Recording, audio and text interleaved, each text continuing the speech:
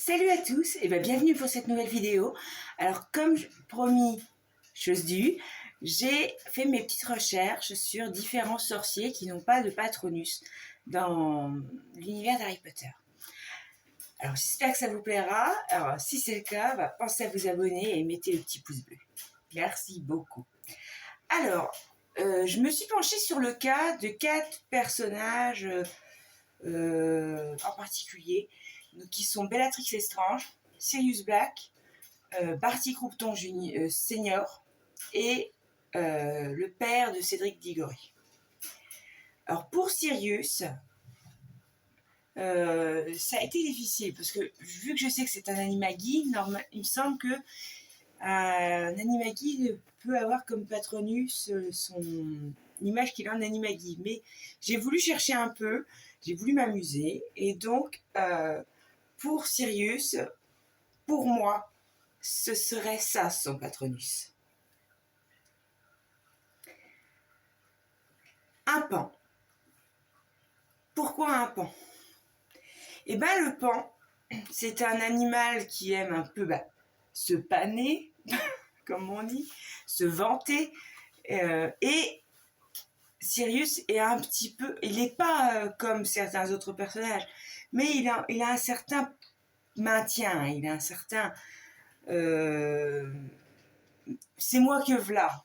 Alors ce qu'on sait du pan aussi, c'est que bon, c'est un animal à l'initiale sauvage qui a été domestiqué il y a très longtemps par les Grecs, et c'était l'animal favori de la déesse Héra, qui était l'épouse du dieu Zeus. Et en fait, elle se chargeait de cet animal avec sa roue pour surveiller les allées et venues entre guillemets de son mari, d'où les fameux yeux sur la roue. Et aussi une histoire avec un géant. Mais c'était un petit peu aussi pour montrer que Sirius, il veut surveiller Harry, il veut l'avoir un peu à l'œil, il veut toujours un peu, il veut être là pour l'aider, pour le protéger. D'où ça. Après, ce qui m'a beaucoup parlé avec le pan, c'est sa symbolique. Mais c'est vraiment très pointilleux. Il a une symbolique de la mort, mais surtout de la renaissance. Et de la dualité que l'on peut avoir entre ce qu'on doit faire et ce qu'on veut faire. Et ça m'a rappelé la phrase que dit Sirius à Harry quand il lui dit je crois que je deviens mauvais, etc. Et qu'il le prend par les épaules et qu'il lui dit écoute-moi attentivement, tu es quelqu'un de bon mais à qui on a fait de mauvaises choses. Et de l'autre côté, il n'y a pas que les mange-morts et les gens bien, il y a de la lumière et de l'ombre en chacun de nous. Mais ce qui compte, c'est le choix que l'on montre au quotidien. Et ça m'a fait un peu penser à ça, ce côté de la dualité entre ce qu'on doit faire et ce qu'on veut faire et ce qu'on est. Cette fameuse balance qui doit toujours pencher d'un côté ou de l'autre et pour qu'elle puisse retrouver son équilibre. Et puis la renaissance, avec la pierre, à la fin, avec Harry, quand il tourne la pierre et qu'il y a donc Sirius, ses 2 parents, et Rémus à côté de lui. Voilà pourquoi j'ai pensé au pan pour Sirius Black. La prochaine, donc, ce ne sera autre que Bellatrix Lestrange, la chère cousine de Sirius, qui l'a tué. On va faire l'un, on va faire l'autre. Alors, j'ai énormément hésité avec Bellatrix Lestrange, parce que c'est un personnage quand même qui est assez... Et c'est assez complexe. Même Sirius, j'ai eu du mal, je voulais quelque chose de vraiment spécifique. Mais j'ai pas réussi à me pencher sur un seul animal avec Bellatrix. Il a fallu que j'en mette 2. Donc, voilà. Alors, le premier, pour moi, c'est celui-là. Le serpent bleu des corails. Pourquoi ? Et bien en fait, en lisant la description de cet animal, je me suis dit, ah ça c'est elle. C'est elle tout craché. Il se trouve que ce serpent a l'un des venins qui est le plus mortel. On dit tout de suite c'est le cobra, pas forcément. Il a un venin vraiment très, très agressif, mais surtout il est très lent à agir, ce qui fait que un peu comme Bellatrix avec la torture, qui elle va être très longue à faire en sorte pour arriver à ses fins, c'est-à-dire tuer. Et ça m'a fait penser à ça. Et surtout, ce venin est très douloureux, rien que par la morsure et le venin en lui-même. Et ça m'a fait également penser à Bellatrix, parce que ce serpent n'a pas une mâchoire avec les crochets qui se rétractent. Donc, quand il mord, il est obligé de s'acharner sur la personne qu'il est en train de mordre, justement à cause de ces petits crochets, pour qu'il puisse rentrer bien les crochets donc dans sa victime et injecter suffisamment de venin pour que celle-ci succombe. Et ça m'a fait penser donc à l'acharnement de Bellatrix dans la torture. Et il se trouve que ce venin est extrêmement douloureux aussi, car il attaque le système nerveux, donc le système cyclomoteur, etc. Et si on arrive à avoir l'antisérum, il est possible d'avoir des séquelles. Et ça m'a fait penser forcément au couple d'Aurore qu'elle a torturé, qui n'est autre que les parents de Neville. Ça m'a fait penser à eux. Le deuxième animal, pour moi, c'est ça. Bah oui, une hyène. Mais pourtant, cet animal est très particulier. Il souffre d'une mauvaise réputation, alors que c'est pourtant un animal, si on l'étudie de près, qui est fascinant.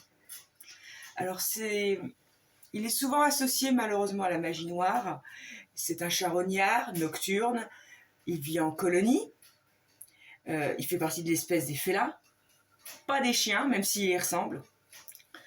Et moi, ça m'a fait penser à Bellatrix dans le sens du rire de la hyène. Parce qu'en fait, il y a la hyène tachetée, on la surnomme souvent la hyène rieuse. Parce que pour communiquer entre les membres de cette meute, ils communiquent par le rire. Et souvent, un rire incontrôlé va surgir au moment de l'excitation pendant la chasse de ces animaux. Et donc, ça m'a fait forcément penser à Bellatrix avec son rire fou. Et dans certaines cultures, la hyène est symbole de folie. Donc, pourquoi pas la mettre avec Bellatrix. Elle peut surprendre par son intelligence. Bellatrix est intelligente. Elle est souvent associée à la mort, au maléfice, et également, elle signifie la sagesse, allant de la naïveté, voire aux grossièretés, voire au ridicule. Et tout ça, ça m'a parlé. Je me suis dit ça, il y a certaines choses, bon, la sagesse, pas tellement Bellatrix, mais l'autre côté, ça va un peu avec. Et ce qui est marrant dans cette affaire-là, c'est que moi, il y a un autre duo de mange-morts que j'ai mis avec un autre charognard. Et il se trouve que la hyène et cet animal en particulier, ils se complètent et ils s'opposent. C'est le vautour, qui lui est un charognard aérien, mais considéré comme divin. Moi, personnellement, je préfère la hyène. Mais bon, ça c'est que mon humble petit avis. Alors bien sûr, on dit souvent que les hyènes sont les ennemis jurés des lions. C'est pas faux. Mais c'est parce que ils essayent de grappiller un petit peu de nourriture avant que Monsieur Lion prenne la part qui lui revient. Voilà. Mais c'est vrai que c'est un animal qui souffre d'une mauvaise réputation et c'est à cause justement de ce côté charognard et ce rire. Voilà. Alors, le prochain, pour moi, donc Patronus, donc je l'ai attribué à Monsieur Barty Croupton, senior. Et c'est cet animal que j'ai vu pour lui. Pourquoi aller chercher loin? Cet animal, je trouve qu'il nous montre bien une partie de la personnalité de Barty Croupton, dans le sens qu'il aime bien tout contrôler. qu'il aime bien surveiller, qu'il aime bien que les choses soient carrées. Et qui d'autre que le héron pour représenter Barty Croupton senior, avec son long cou, son bec acéré, enfin acéré, il n'est pas si acéré que ça, mais quand même, mais surtout sa faculté à surveiller justement tout ce qui se passe dans les étangs, dans les lacs, et surtout, on le considère, entre guillemets, comme le patron des étangs. Même si, à part s'il y a un cygne dans le coin. Là, c'est un peu bizarre.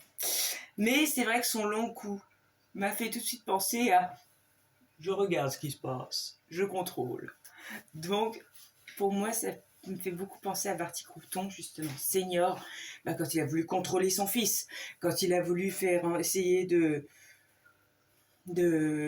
faire en sorte de toujours le garder sous son influence. Et puis dans son travail, il est très méticuleux, il est très professionnel, implacable et en même temps très compétent. Et c'est vrai que ça m'a fait penser à Barty Croupton, senior, le héron que l'on connaît tous. Le prochain personnage, donc moi ça m'a un peu touché de l'aborder parce que on le voit pas beaucoup, mais alors rien que dans les livres déjà il marque, et alors à l'écran il nous prend aux tripes ce personnage. C'est le père de Cédric Diggory, donc Amos Diggory, et j'ai mis ce Patronus, le manchot empereur. Vous allez me dire c'est bizarre, j'aurais pas vu ça. Moi c'est mon petit avis. C'est un oiseau qui, surtout le mâle, parce que la femelle elle s'occupe aussi de son œuf et de son petit, mais pendant l'hiver en fait c'est lui qui l'incube, l'œuf, le mâle, et il fait tout pour le protéger, son œuf, que ce soit donc de l'hiver, et même quand le oisillon va naître, il va être là pour protéger son oisillon de tout danger qui pourrait se montrer en face de lui. Il est presque un papa poule, quoi. C'est un Molly Weasley en mode papa. Voilà. Et c'est un animal qui peut être un petit peu fier par son port de tête. C'est un animal très pacifique, mais qui, pour protéger son petit, peut devenir agressif comme ça. Et ce qui m'a beaucoup touchée avec cet animal, et ce qui m'a fait aussi penser à Amos Diggory, c'est le côté que, déjà, cet animal, sa femelle, c'est sa femelle pour la vie. Et surtout, on pourrait croire que si jamais ils perdent leur œuf, parce que ça peut arriver avec les hivers qu'ils doivent avoir dans ces hémisphères extrêmement froids, ils vont pas répondre tout de suite, parce que le père, il est tellement affecté par la perte de son œuf, parce que vu que c'est lui qui l'incube, qu'il lui faut un temps avant de pouvoir refaire une couvée avec sa femelle. Et ça, j'ai trouvé ça justement touchant, parce que ça m'a fait penser justement à Amos Diggory. Le fait qu'il se vante, c'est un homme qui est très pacifique, mais qui, pour défendre l'honneur de son fils, même s'il n'en a pas besoin, ou même si c'est à tort, il va faire des petites piques pas très agréables à Harry. Parfois, d'ailleurs, Cédric va être obligé de le défendre, parce qu'il va pas avoir le choix, et puis il va dire la vérité. Cédric, c'est un jeune homme très fair-play, très honnête, bonne patte, et il est noble de cœur, ce gamin-là. Et moi, ça m'a touchée quand il est mort. Et son père, il est très protecteur envers lui. Et c'est vrai que quand Harry va revenir avec le corps de Cédric, au début, donc Amos va être dans le déni. Mais quand il va voir le corps de son fils, ce qui est normal, il va être dévasté, il va s'écrouler. Et moi, le cri qu'il a poussé dans le film, ça m'a fait penser un peu à un chien qu'on égorge. Et ça m'a pris aux tripes. Et donc, c'est vrai que je trouve que cet acteur a su remettre la douleur à l'écran de ce père qui perdait son fils unique. Et ça m'a beaucoup touchée. Voilà. Donc, j'espère que vous avez apprécié cette vidéo, que mes choix de Patronus vous semblent ingénieux ou pas, dites-le moi. Et puis, moi, je vous retrouve pour un prochain épisode de Patronus. Alors, je ne ferai pas le prochain tout de suite. Je vais aborder une créature fantastique, peut-être sombrale et haute. Et après, j'en referai un, pour varier un peu. Voilà. Salut à tous et pensez au pouce bleu.